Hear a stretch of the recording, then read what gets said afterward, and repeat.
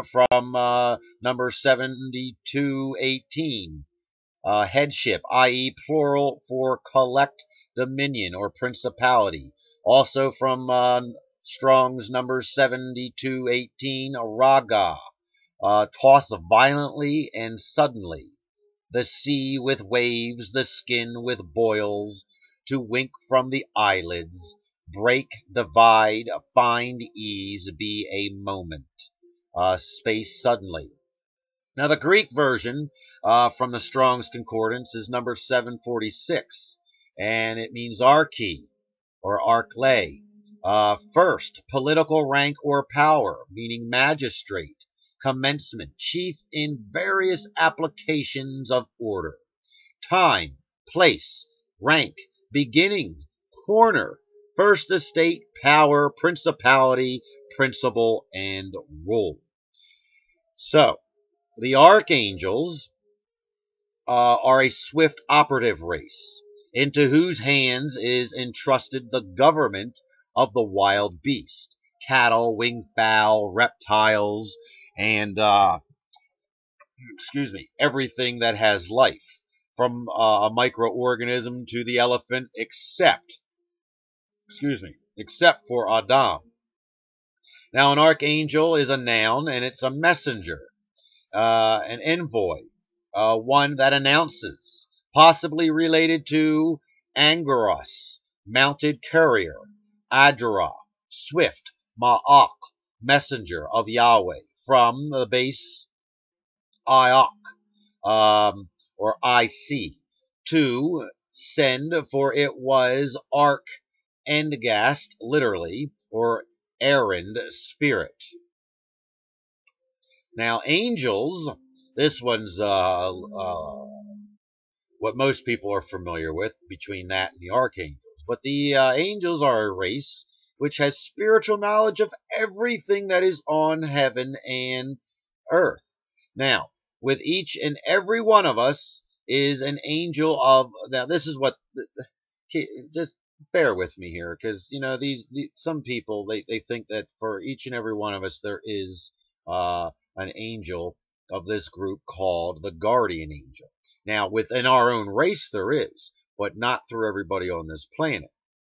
So, so for each and every one of us, there is an angel of this group called the guardian angel. But keep this in mind. Now, in my last book, and I stress this very, very sternly, that not every white person, not every white child born in this world has a spirit, so therefore there's no guardian angel protecting that child, or as he or she grows up. But anyway, so we just got to keep that in mind. But, you know, these guardian angels direct Adam from his conception, as long as he's got a spirit, until the general resurrection. Now, the number of each one of these classes of angels, and I mean our resurrection too, because we're resurrected. We don't die. We're timeless. So the number of each one of these classes of angels is equal to the number of all Adam kind to the resurrection. Hence, it is handed down that the number of people who are going to enter the world is equal to the number of all the heavenly hosts. But I disagree. The number is equal to that of one of the classes only, that they may fill the place of those of them who have fallen through transgressing the law. Because the demons fell from 3 classes of angels, from each class a third part, and this explains why some lack a spirit. So, the fact that there are 3 orders of angels, and in each order there are 3 classes, and in every class a number equivalent to that of the Adamic race, what is the total number of the angels? Make you think there.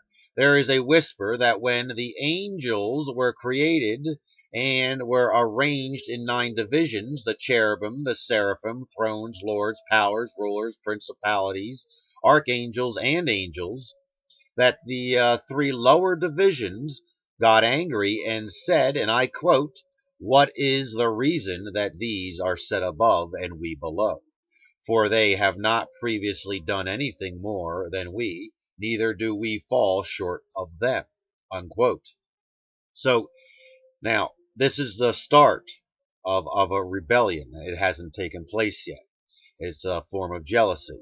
As for the dwelling place of these angels, some say that above the firmament there are waters, and above them another heaven in the form of infinite light, and that this is the home of the angels. Here too is Yahweh without limit, and the angels, invisible to bodily eyes, surround the throne of his majesty, where they minister to the tabernacle not made with hands. That tabernacle which Moses made is a type of the whole universe. The outer tabernacle is the likeness of this world or universe, but the inner tabernacle is the similitude of the place that is above the firmament, and as the priests ministered in the outer tabernacle daily, while the high priest alone entered into the inner tabernacle only once a year. So, of all rational beings, angels and Adam, no one has entered the place, or above the firmament. The fathers, when they have been deemed worthy at any time to see Yahweh the Christ in a revelation, have seen him in heaven, surrounded by the cherubim and seraphim.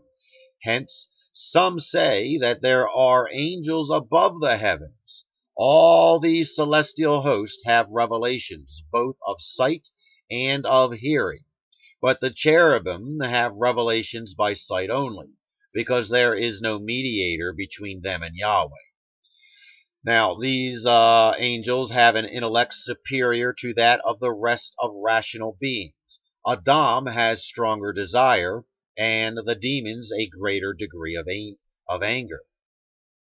Now, if we get an understanding of this, of the making and creating of this universe, and getting to understand the positions of each of these orders of angels and where we sit forth. And remember this, that we created these angels by the command of Yahweh. Keep this in mind. Yahweh is superior. He does not need us to, or he does not have to do any of the work. He sits on his throne and makes the command. And that's what we did. We followed instructions, just like Arcus followed instructions. So now we get into the heavens, and heaven, they claim heaven is like a roof to the third dimension. This third dimensional world in which we live, and will serve as our floor when the kingdom comes in. Heaven by nature is shining and glorious, and is the dwelling place of all the heavenly hosts. When Yahweh spread out this firmament, he brought up above it a third part of the waters, and above these is the heaven of light and of the luminaries. Hence people say the heaven and the heaven of heavens. For we call both the firmament and the waters which are above it heaven. Some consider that the verse, "Let the waters which are above the heavens praise the name of Yahweh," and this is what we need to look at as soon, and we'll do so soon. So we read in the book of Job, chapter 11, verse 6. It states, "He would show thee the secrets of wisdom, that they are double to that which is." And with this in mind, we find the natural and a spiritual essence, which is carried out in what we call symbols, parables, and allegories. And these secrets of wisdoms are divinely taught in the double of what we carnally observe and experience. Now, in this divine double teaching, astronomy has a role in Yahweh's own revelation, for here we find extraordinary knowledge of the heavens. As we observe the realms of our universe in terms of science, it seems to escape the average student, that there is a double meaning